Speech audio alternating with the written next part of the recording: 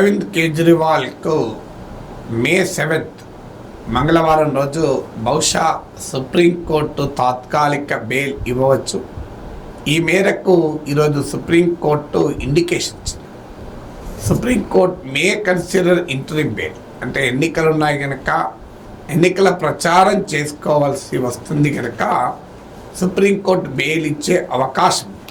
అటు enforcement directorate లాయర్కు, ఇటు కేజ్రీవాల్ లాయర్లకు కూడా మీరు సిద్ధంగా ఉండండి, మేము తీర్పు చెప్పవచ్చు అని ఒక ఇండికేషన్ను ఇచ్చింది సుప్రీంకోర్టు. బహుశా సుప్రీంకోర్టు ఏ కారణాలు ఇస్తుందో మనం చూడాలి. కోర్టు ఇచ్చే తీర్పుల్ని మనం స్పెక్యులేట్ చేయకూడదు. ఏ గ్రౌండ్స్ కానీ ఎన్నికల కారణాలని చెప్పారు. ఎందుకంటే ఫ్రీ అండ్ ఫెయిర్ ఎలక్షన్స్ మన దేశ రాజ్యాంగ మౌలిక స్వరూపంలో ఒకటి. అంటే స్వేచ్ఛగా ఎన్నికలు జరగాలి. అరవింద్ కేజ్రీవాల్ ఒక వ్యక్తి మాత్రమే కాదు, ఆయన ఒక రాజకీయ పార్టీకి జాతీయ కార్యదర్శి. ఒక రాష్ట్రానికి ముఖ్యమంత్రి అన్నదానికన్నా కూడా కీలకమైంది ఒక రాజకీయ పార్టీకి జాతీయ నాయకుడు. ఆయన ఇక్కడే స్టార్ క్యాంపెయినర్. సో ఆయన ప్రచారం చేయకపోతే ఆమ్ ఆద్మీ పార్టీ అభ్యర్థులు అన్ఫేర్ ఎలక్షన్ ఎదుర్కోవాల్సి ఉంటుంది. అందువల్ల ఇది ఫ్రీ అండ్ ఫెయిర్ ఎలక్షన్స్కు సంబంధించిన అంశం. అరవింద్ కేజ్రీవాల్కు బహుశా ఎన్నికల కారణాన తాత్కాలిక బెయిల్ మంజూరు చేయవచ్చని సుప్రీంకోర్టు చెప్పడానికి ప్రాతిపదిక ఇది. నేను అంతకుముందు వీడియోలో కూడా చెప్పాను, ఎన్నికల ప్రచారం చేసుకోవడం కూడా దాన్ని డినై చేయలేము. ఎందుకంటే ఇప్పటికీ కేజ్రీవాల్ నేరస్తుడు కాడు, నిందితుడు మాత్రమే. ఇక అలాంటప్పుడు ఒక క్వశ్చన్ వస్తుంది, ఎన్నికల ప్రచారం చేసుకోవటానికి ఒక నేరస్తుని విడిచిపెట్టవచ్చా? నేరం చేసిన వ్యక్తిని అంటే నేరస్తుడు కాదు, నిందితులని ఇంతకుముందే చెప్పాను.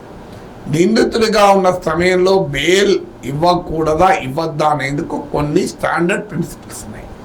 ఒకటి, ఆ నిందితుడు దేశం విడిచి వెళ్ళిపోయి కోర్టు విచారణకు అందుబాటులో ఉండకుండా పోతాడా? ఇప్పుడు ప్రజ్వల్ రేవణ దేశం విడిచిపెట్టి వెళ్ళిపోయాడు, నీరవ్ మోడీ వెళ్ళిపోయాడు, మెహుల్ చోక్సీ వెళ్ళిపోయాడు, విజయ్ మాల్యా వెళ్ళిపోయారు. సో ఇలాంటి అనుమానం ఏమైనా ఉందా? అందరికీ తెలుసు కేజ్రీవాల్ దేశం విడిచి వెళ్ళిపోడు. ఆయన రాష్ట్రానికి ముఖ్యమంత్రి, ఒక పార్టీకి జాతీయ నాయకుడు. ఇక రెండవ కారణం, ఆయన సాక్ష్యాధారాల్ని తారుమారు చేస్తాడా, సాక్షుల్ని బెదిరిస్తాడా అని. ఈ రెండు కనుక చేయగలిగితే ఆగస్టు 2022లో కేసు నమోదైంది, ఇప్పటికే చేస్తున్నారు. ఇక కొత్తగా చేస్తానికి అవకాశం లేదు. నాలుగవది, ఈ క్రైమ్ మళ్ళీ రిపీట్ చేసే అవకాశం ఉందా? ఇప్పుడు రిపీట్ చేసడానికి అసలు ఆ ఢిల్లీ మద్యం కుంభకోణం, ఢిల్లీ మద్యం పాలసీ లేదు. ఆ పాలసీ రద్దయిన తర్వాత ఇంకా రిపీట్ చేయడానికి అవకాశం లేదు. ఈ 4 కారణాలు చెప్పినప్పుడు ఆయన నిందితుడైన బెయిల్ ఇవ్వడం వల్ల విచారణ ప్రక్రియ, క్రిమినల్ జస్టిస్ సిస్టమ్కి ఎలాంటి నష్టమో జరగదు. అందువల్ల తాత్కాలిక బెయిల్ ఎన్నికల ప్రచారానికి ఇవ్వడం ఎంత న్యాయమో ఆయన నిందితుడిగా ఉన్నంతన ఇవ్వకూడదు అనటానికి ఆస్కారమే లేదు. అందువల్ల బహుశా సుప్రీంకోర్టు ఈ అంశాలన్నీ పరిగణలోకి తీసుకుంటుంది. ఈవెన్ చంద్రబాబు నాయుడుకు స్కిల్ డెవలప్మెంట్ కేసులో బెయిల్ మంజూరైనప్పుడు కూడా కోర్టు ప్రస్తావించిన అంశాల్లో ఈ అంశం కూడా ఉంది.